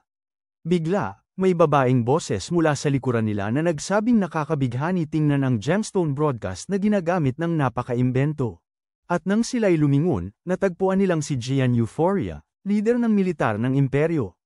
Nakita na ang mga bantay niya ay napagtagumpayan si Soma, sinabi niya sa kanya na tiyak na puno siya ng napakaraming lakas ng loob upang basta na lamang pumasok sa kanyang teritoryo. Humakbang si Luna upang ipagtanggol si Soma ngunit sinabi ni Gian na wala siyang balak na makasakit dahil nagpunta lamang siya upang tiyakin kung totoo ang lahat ng narinig niyang tsismis tungkol kay Soma. Sinabi niya na narinig niyang si Soma ay isang matalinong pinuno na nagbago ng sitwasyong pang-ekonomiya ng isang nalulumbay na kaharian at nakabuo ng isang pangmatagalang solusyon sa problema sa kakulangan sa pagkain sa pamamagitan ng paggamit ng malikhain na paraan upang maghanda ng masarap na pagkain na karaniwang ayaw ng mga tao. Pagkatapos nito ay sinabi niya na narinig din na siya ay isang pathological womanizer na sa kabila ng pagiging engaged sa anak ng dating hari ay patuloy pa ring nangangalap ng mga pinakamagandang babae sa kaharian at bumubuo ng isang royal harem kasama nila. Hindi nagulat si Luna at humahalaklak pa dahil narinig din niya ang parehong balita ngunit ang ating mahal na bayani ay walang masabi ng malaman ang ganitong reputasyon niya. Sinabi ni Gian sa kanya na kung mali ang mga balita, hindi magwo-work ang plano niya dahil balak niyang gamitin ang kanyang magandang kapatid na humiling sa kanya na palayain ang kaharian ng Amidonia matapos marinig ang kanyang kahinaan sa magaganda. Nagulat si Soma na handang gamitin ni Gian ang isang taong kagalang-galang gaya ng kanyang kapatid na kilala pa bilang santo ng imperyo para makagawa ng ganitong hakbang. Gayunpaman, sinabi ni Gian sa kanya na ang kanyang kapatid ayaw tawaging santo dahil hindi siya santo. Pero hindi naman alintana ni Maria ang titulong yun kung ito ay may magandang epekto sa mga batang lalaki tulad ni Soma. Nang marinig ito, nag-isip si Luna ng sarili niyang katawang nakakatawa, songstress, at tinanong si Soma kung ano ang palagay niya sa pangalan. Pagkalipas ng ilang sandali, sinabi ni Gian kay Soma na siya ay isang kaakit-akit na hari na talagang nagtutulungan ng maayos sa kanyang mga opisyal, na sapat na patunay na ang kanyang pamumuno ay talagang matatag. Sinabi ni Gian sa kanila na sa parehong dahilan ay tinatawag na santo ang kanyang kapatid na si Maria kahit na lahat ay nananatiling may malusog na distansya mula sa kanya. Gayun din, si Maria ay labis na nakatuon sa kanyang mga tungkulin na tinatrato niya ang lahat ng pantay at ito ang dahilan para sa kanya. Pagsali at paghingi sa paglaya ng Amidonia dahil kung hindi, wala siyang makukuha sa pagtulong sa kanila. Iniisip ni Gian na cool ang pagbabalita sa balita kaya humihingi siya ng pahintulot kay Soma na gumawa ng katulad sa kanyang bansa. Nagtataka siya kung paano niya naisip ang ganoong makabago na paraan ng paggamit sa gemstone broadcast kaya sinabi niya sa kanya na ito ay talagang karaniwang bagay sa mundo na kanyang galingan.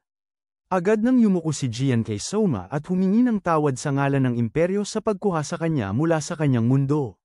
Sinabi ni Soma sa kanya na alam niya na walang pangangailangan ng imperyo para sa isang bayani at siya ay tinawag lamang upang magsilbing sakripisyo ng tao para sa ngalan ng Elfriden.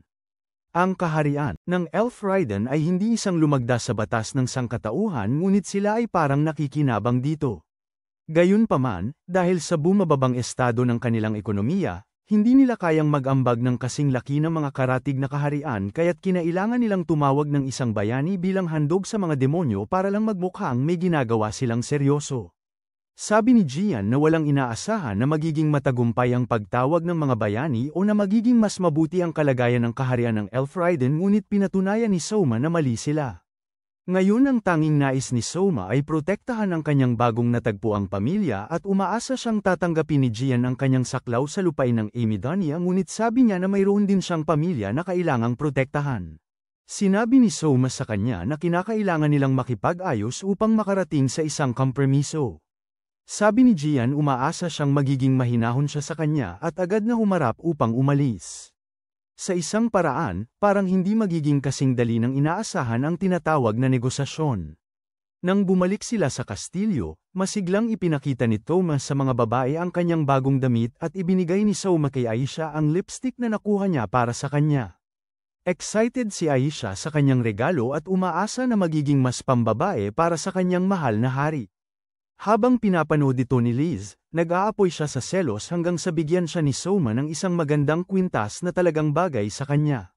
Habang pinapanood ni Soma ang pamilyang ito na nagbabahagi ng saya at tawanan, pinagtibay niya ang kanyang desisyon na protektahan sila sa anumang halaga.